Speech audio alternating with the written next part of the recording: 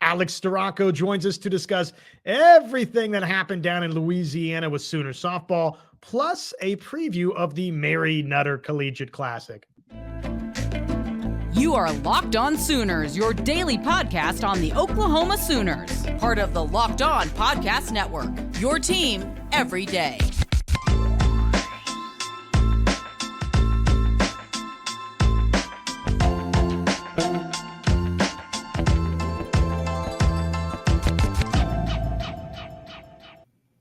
Welcome to Locked On Sooners. Thanks for following us for your Sooner coverage, your team every single day right here on the Locked On Podcast Network. As always, joined by Alex Storako. Alex, things are going well once again for Sooner softball. Another perfect weekend for Oklahoma down in Louisiana. And there's a lot to dissect, but let's start with just the performances in the circle. And probably the performance that most everybody was most excited about was the collegiate debut of one SJ Geurin. A couple of appearances for her. What did you make of what we saw from SJ? I was so excited for SJ. I feel like she just has grown so much in the short amount of time while in college, and I was so glad that she finally got to see the field and see those results because that's what she deserves. She's got a little hard when she's been gearing up for this moment and having to practice and throw against OU hitters the past year and a half. So I'd say she's pretty ready for what's about to be on her plate from here on out. I thought Coach Gasso brought her out in a really great moment and being able to use this weekend and kind of show her stuff. And I think Coach yesterday also put it really well in her presser of just now there's 6 OU pitchers that opponents have to gear up for. So with that addition, I've been waiting for it. Obviously, like last year, I felt like kind of that just like mother part of it, just being so much older than her and KD in the bullpen. So I was really excited for her to see her moment really shine in that debut this weekend. You've not that this was your story, Alex, in college, but you've had teammates, I'm sure, that look, they come in, they redshirt, they don't start straight away, whether that's pitchers or any position player. For SJ to sort of wait the turn, so to speak, how happy were you as a former teammate to see her get this moment? Yeah, I was pumped, and just like a big part of it too is she didn't really give up and get discouraged. She found last year as a really big stepping stone and helped us in a lot of other ways that maybe people or fans might not be able to see, and just being able to help Coach Rocha with calling pitches or just pointing out little details within a hitter within the at-bat itself, or even in film. She was a big part of writing notes and film and stuff. So she was just as much in all of the nitty gritty of all of it last year. So I was excited to see what that stepping stone has really led for her to do up in this debut. So I was just really excited for her. I know that there's been so much work that has gone into it. And so I'm just really proud of her as a former teammate and alum. And then obviously to go out and the second appearance, 2 2/3 innings of work, scoreless softball, picks up the win versus Central Arkansas. All of it, the preparation led to results. What did you think of just the pitching performance that it was for SJ? Yeah, absolutely. I just think I loved, obviously, a lot of zeros across of her stat line and stuff, but I think a big one is walks. When you see a 0 walks in a debut, I think that's huge, no matter how small or big that appearance is. So when you're able as a not a newcomer, but when you're able to step onto that stage and really kind of shine in that way, I think that just adds another level of what she brings to the pitching staff in that kind of depth. Because as a pitcher, the biggest thing, hits will be hits and you're going to give those up. But if you're able to not give any free passes, that's a really big thing as a pitcher, but also super emphasized from Coach Gassel as well as Coach Rocha. So that was one thing that I really thought stood out to me. And then just being able to see her emotion and her excitement. She's one that's kind of soft-spoken and stuff. So I've seen her transition into just being someone that's allowed to just show her emotion on her sleeve a little bit more. And so it was really cool to see her get fired up, because I know I'm kind of infamous for getting fired up on the mound. So it was really cool to see her show that after her success in those moments. and the fan base, right? The Oklahoma fan base is always great, but I think they get it. Pay your dues, and here's your moment. The response from the fan base, how cool was that to see for SJ? Just awesome. I think the biggest thing that you can do is be supportive. And so I was really pumped that not only like alum or former teammates or teammates, I know that the team was so excited for her and just seeing that too and being able to support her and like the stat line afterwards, but then seeing the support from Sooners fans that have been waiting for this debut just because of her high ranking and seeing what she's been developing.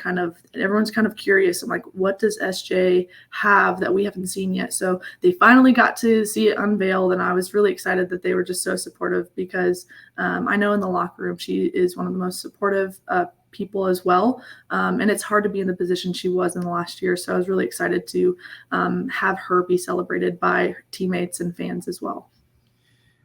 Kirsten Deal, it was a nice bounce back from obviously the performance versus Long Beach State. Comes in and was dominant in her performance. What did you make of what you saw from Kirsten?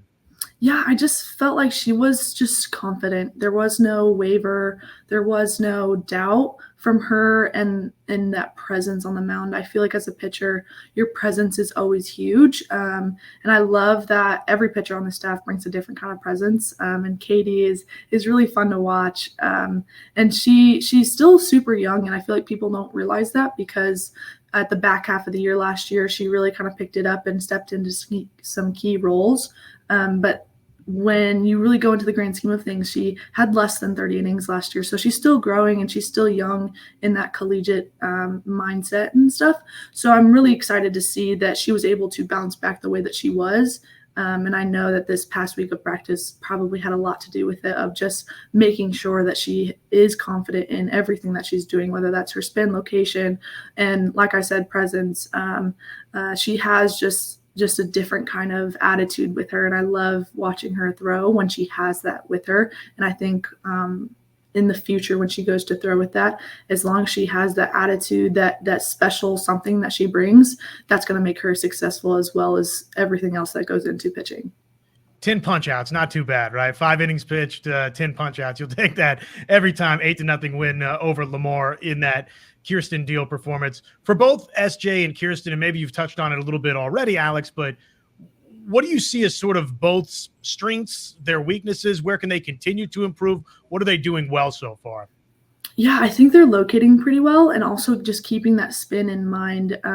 In this game and an age of what's kind of going on in softball is you see speed take over in a lot of ways. And I think they are two pitchers that are still young, but they're able to kind of get crafty because that they have some seniority in the bullpen that kind of can take that over. So when you're able to kind of develop that craftiness, the spin, the location, I think in the years to come, it can only give them even more just depth within themselves as a pitcher in the bullpen and on the mound and stuff. And so I think as they grow into that, I think that's going to be huge for the future, not only years to come, but also come June.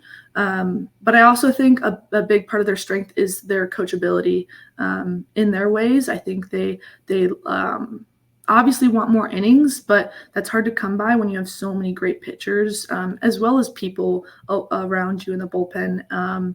So I love that they have really bought into their roles to continue the success that the pitching staff has had. Let's drill a little bit deeper down on that because, look, there's 6 arms that Oklahoma feels really, really good about. It's a beautiful thing. There's nothing about it really that's negative beyond, okay, how do we sort of manage all of this and maybe keep everybody happy to some degree and then find work for everyone, I think is a challenge for Coach Gasso and for Coach Rocha. So let's talk a little bit about that, plus just 9-0 start now for Oklahoma. Wins over Central Arkansas, 9-0 over McNeese State, 8-1.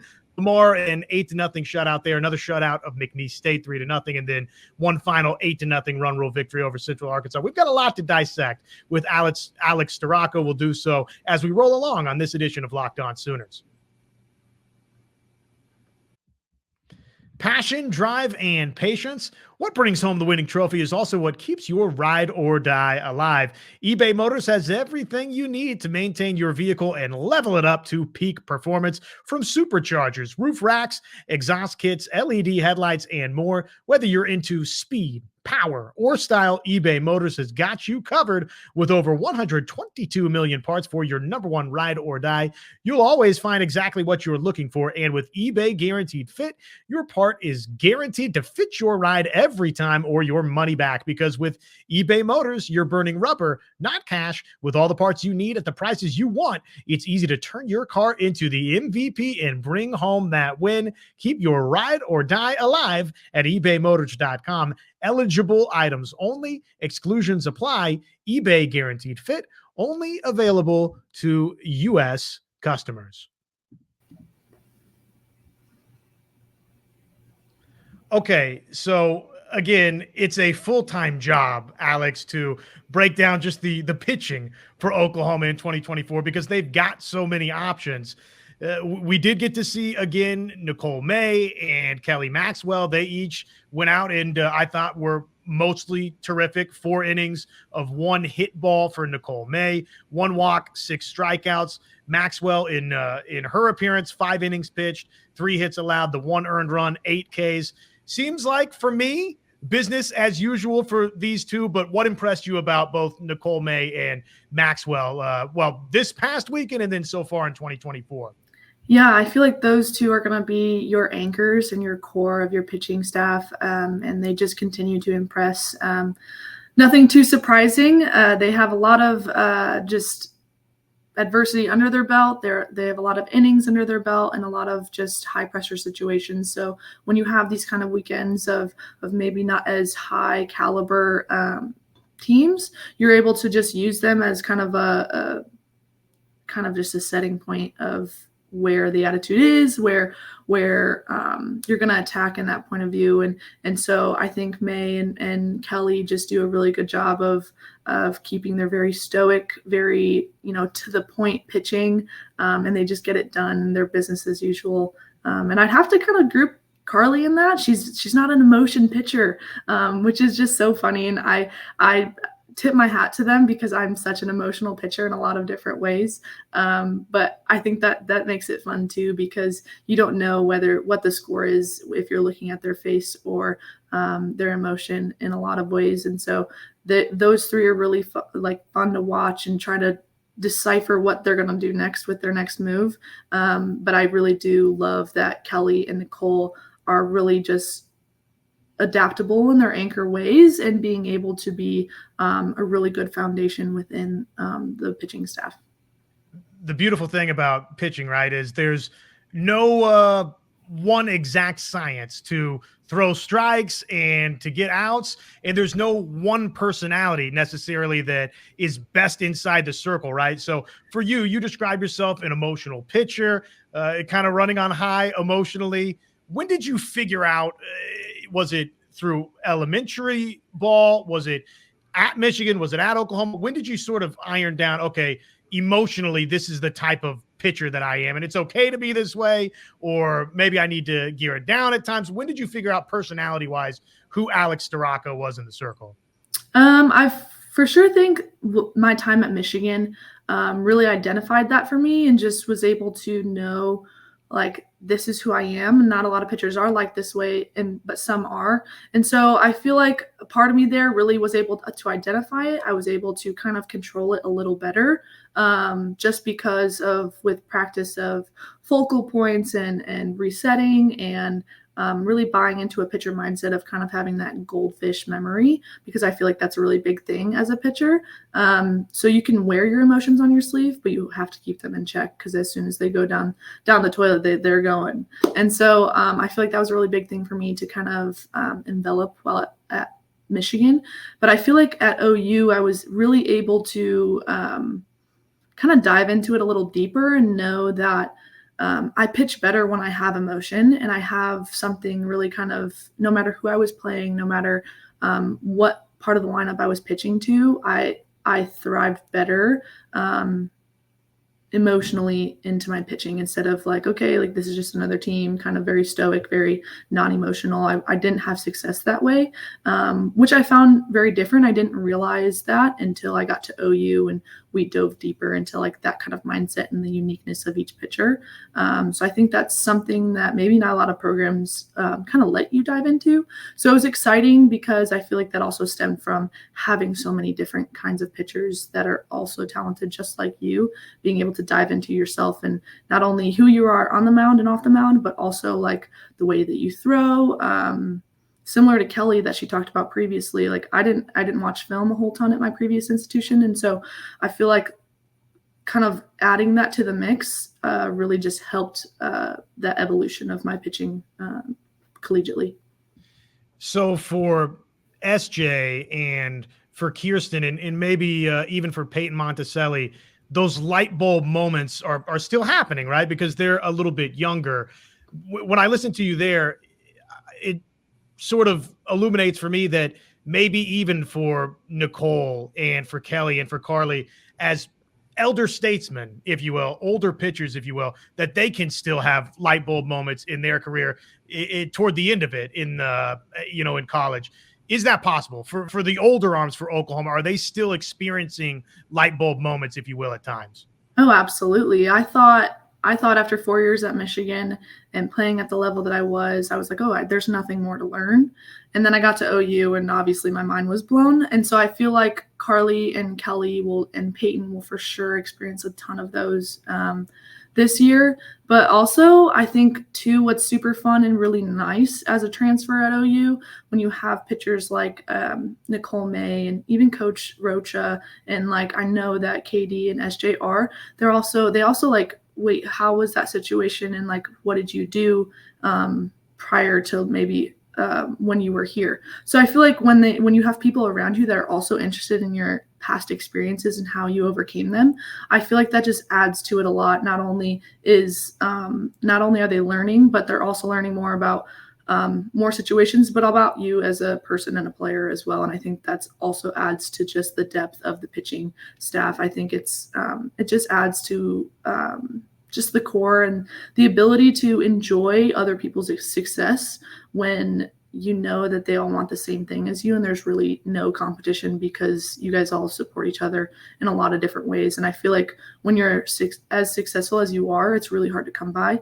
I feel like that's probably a lot of fans, maybe that aren't OU fans, are kind of surprised to hear about, is that there really is so much camaraderie and just joy for each other's success that maybe people wouldn't really understand because they've never seen that before in a program. So no, that makes sense. And what a wonderful thing for OU to have that. Final couple of pitchers that we didn't just totally deep dive the performance from this last weekend. Carly Keeney, Peyton Monticelli. What do you make of what you saw from this last weekend from those two? Yeah, I feel like those two are very different when you compare them to each other. Peyton, I can already tell she's full of emotion and I love it. And she's just really like enjoying the transition and enjoying like being a sponge to every information that she's getting. She has 3 amazing older pitchers that she gets to learn from, as well as learn from Katie and SJ that have already been in the program, and kind of can help teach those ways and the ropes of how it goes around here. So I think she's really fun to just watch, and she's going to be a big situational pitcher in my mind. She brings that speed that not a lot of others have. She has the power and she has a presence it's really fun and exciting to watch. She's pointing at people on defense and knowing that she's there, and she's communicating with people on like around the field with her. And I love seeing that energy out of her. And then Carly, she's another one of those stoic kind of mysterious pitchers, but she has so much movement to her stuff. She's a vet when it comes to all that. And it's really exciting to see maybe what she can bring to also help just the youngsters, but as well as like Carly and Nicole, and see how she can also help just kind of bring her ways into the whole jungle of it all. I would never describe having 6 reliable arms as any sort of a problem. That's if it is a problem, hey, it's a good problem to have. But now that you'll probably get tired of hearing this question over the course of this season, because it's going to probably come up on a number of occasions. But for Oklahoma and for Coach Gasso and for Coach Rocha. Now that we've got a couple of weeks of a sample size, if you will, how do you see this evolving, the way that OU is going to use these 6 different arms? How do you think this progresses going forward based on what we've seen so far?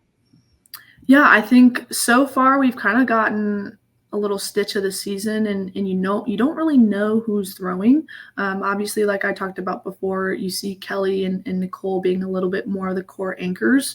But I feel like even Coach talked about in the press conference this week of like not letting opponents know who's coming at them next. And I think that's so fun and exciting. And I'm sure like she probably feels like in the corner, like, ooh, who am I going to throw next and stuff. So I feel like as a coach, it's really exciting. As a fan, it's kind of exciting just to try to figure it out. Feels like a game within a game. And just knowing that the opposite team has to try to figure out, okay, whose game plan was who's throwing, what kind of pitches. Let's try not to mix them all up. I feel like that's just going to add to it. So I feel like you're going to see a little bit maybe more of just pitching by committee just to help throw off other offenses like other teams have tried to do to OU prior to this year as well. So I feel like that's just going to add another dimension to OU's pitching staff and their game plan, and being able to manipulate the pitching staff in that kind of way. Listen, when we have Alex Storako in the house, ladies and gentlemen, there will be much pitching conversation. That's just the nature of the beast. But we haven't talked a lot about that Sooner offense. Let's do that next. And plus, the Mary Nutter Collegiate Classic. What can we expect? We'll dive into it here on Locked On Sooners. Get buckets with your first bet on FanDuel. That's right, with America's #1 sports book. Because right now, new customers get $150 in bonus bets with any winning $5 bet. That's $150 if your bet wins. You can bet on all your favorite NBA players and teams with quick bets, live same-game parlays, exclusive props, and so much more. Just visit FanDuel.com/LockedOn to shoot your shot today. Again, FanDuel.com/LockedOn to shoot your shot today. New customers get $150 in bonus bets with any winning $5 bet. FanDuel, an official sportsbook partner of the NBA. Hanging out with Alex Storako here with you on Locked On Sooners. Well, what do you make of Oklahoma offensively? Couple of weeks into the season. You and I were joking before we started taping the program today. It's the beautiful thing with Oklahoma fans that there's almost a little bit of a freak out when you win a game 3-0. What's going on with the offense? And hey, maybe that wasn't the greatest offensive performance versus McNeese to end Saturday, but by and large, I think it's mostly been good. And the stars that we've known to be stars are, of course, stars once again. But what do you make of the offense so far for Oklahoma in 2024? Yeah, I feel like they're just touching the brink of it all. It's really just the tip of the iceberg and just trying to figure out where in the lineup coach likes people. I think that's a big thing this weekend. We saw a lot of shakeup of who's leading off, who's in the 3-4 hole. She kind of put out any kind of lineup that maybe was random, and she really put it out there. And so I was kind of excited to see that, just to see how the lineup would react, but also just to see who kind of stepped up in those moments, which was fun to see because you had a couple that maybe you were surprised to see kind of come out on top in some situations. But I think too, with this weekend, might have probably felt like a little bit of a lull. You had a really big Puerto Vallarta tournament, and then you have Mary Nutter coming up. So you kind of have a filler tournament, maybe in that middle ground. And so sometimes I feel like it's hard to get motivated in that aspect and really kind of turn it on.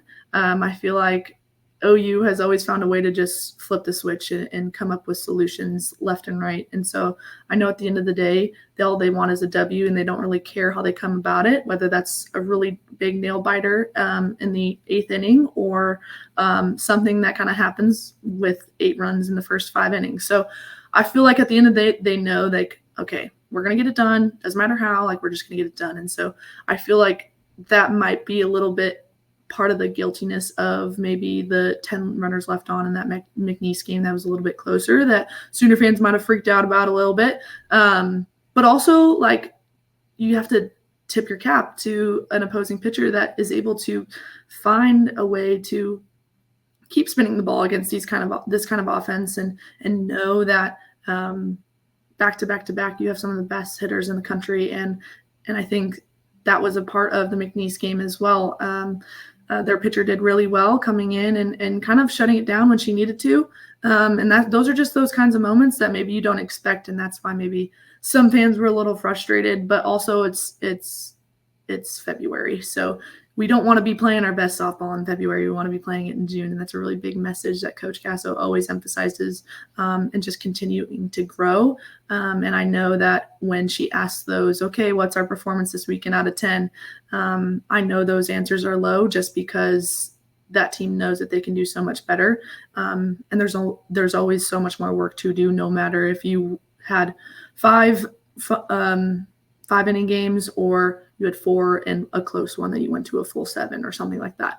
So I feel like that kind of brings that aspect, and just knowing that there's more time to grow. So I'm okay with more time to grow. I'd be maybe a little bit more concerned if we're playing our best ball in February. So I think that's a big aspect to think about when it comes to watching these maybe soon games within the season. So the offense, by Coach Gasso's own admission earlier today with one Chris Plank on the radio airwaves, wants a little bit more offensively, and maybe some of that is the one Saturday game, but probably listening to Coach, it's more than just the one Saturday game versus McNeese State, right? Probably she's looking holistically across the board what she's seen so far from her offense. So if there is anything for Oklahoma that you can qualify as an offensive rut, I don't think you can do that.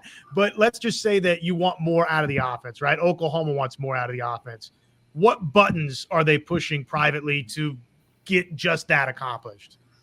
Yeah, I think a big part is like not aiming for the big ball, the home run ball, and knowing that in a lot of success, you're going to find it when you go back to like the line drive mentality, the contact kind of ball, and get back to the basics instead of maybe trying to achieve what OU softball is known for, and that's that long ball, the home run ball. The success that we've seen in the past years may not be as frequent as we have seen. So just kind of going back into the basics, those bunts, those like little plays that maybe you might not think are planned, but are totally planned, I swear.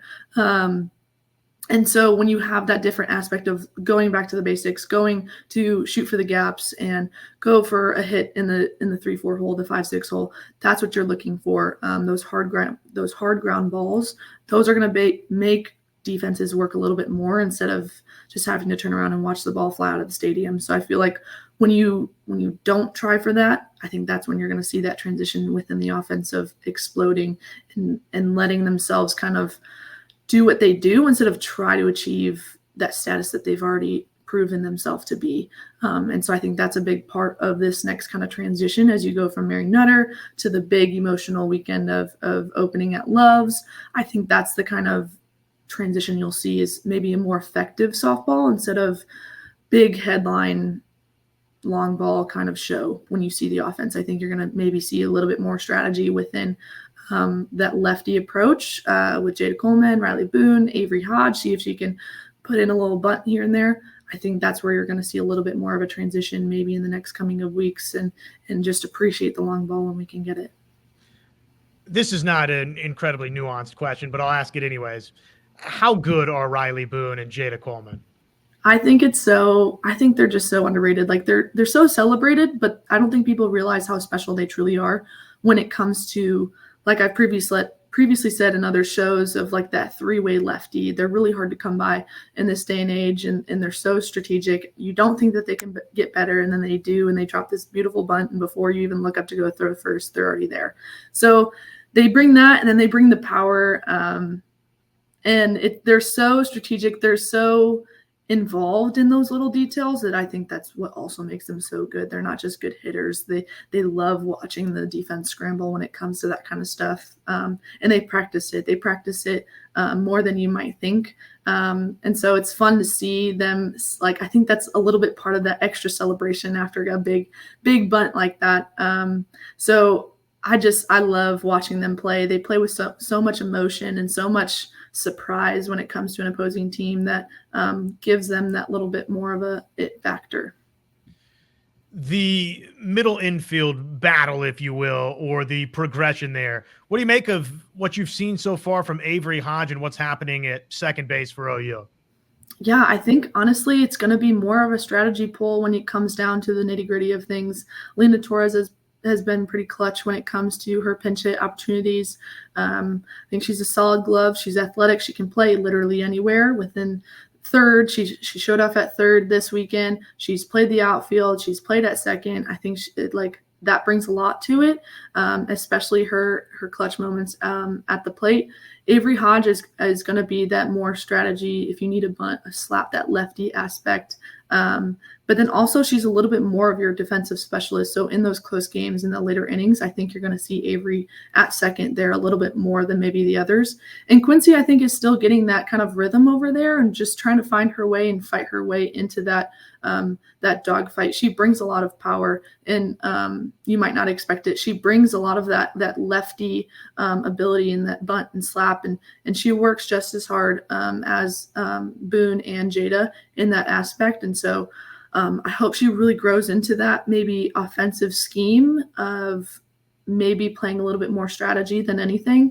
And then just locking down. She had a lot of key plays of turning a double play with Tiari this weekend, which was exciting to see, and see her get just comfortable in that position. She's so fun to watch. And so I'm excited to see if she gets a little bit more opportunity when it comes to game time. Two-parter on our way out the door, Alex.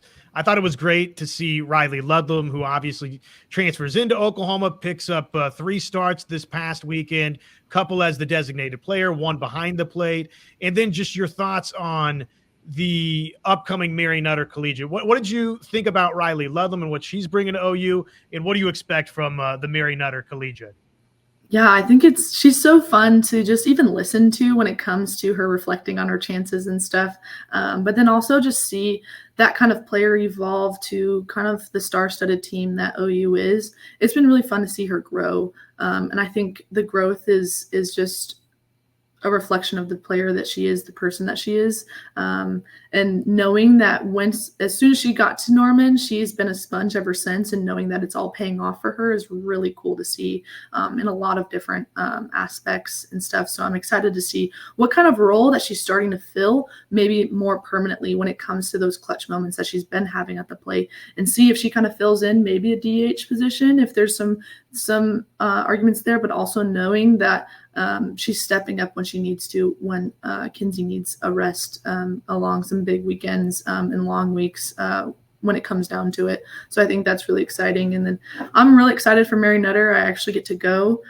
So I'll be going this weekend, really pumped about it. Me and my dad are going, and just I'm excited to see just how it all is. I know it's not the usual UCLA matchup on a Sunday, but I kind of love the matchups that we're getting. You got maybe a couple trap games. We'll see. I'm excited to watch the Mississippi State and the Wisconsin games. Those are 2 I kind of have circled, but also know San Diego State is not out of the fight. And after a late night with Wisconsin, I'm excited to see what kind of they make of all of it and stuff. So I think there's a lot of different aspects. There's a lot of games. I think those first 3 are maybe kind of circled. Mississippi State has had a great run so far. I think they're 8-1 on the year, and they just had their pitcher awarded the SEC Pitcher of the Week. So I think it'll be a couple good games, maybe not marquee matchups like we're used to, but just really excited to see maybe what kind of more Coach Castle can do with the lineup, and maybe a little bit more preview of some solidarity when it comes to pitching staffs or positions from the weekend and stuff. So I'm excited to see what Mary Nutter brings. Well, we are all excited to follow along with you on social media at Alex Storako on X, formerly known as Twitter. Have fun with Pops at the ball games, and we'll look forward to catching up next week, Alex. Thank you so much. And until next time, everybody, this is Josh Elmer alongside Alex and John when he's here, normally saying so long, everybody, on Locked On Sooners.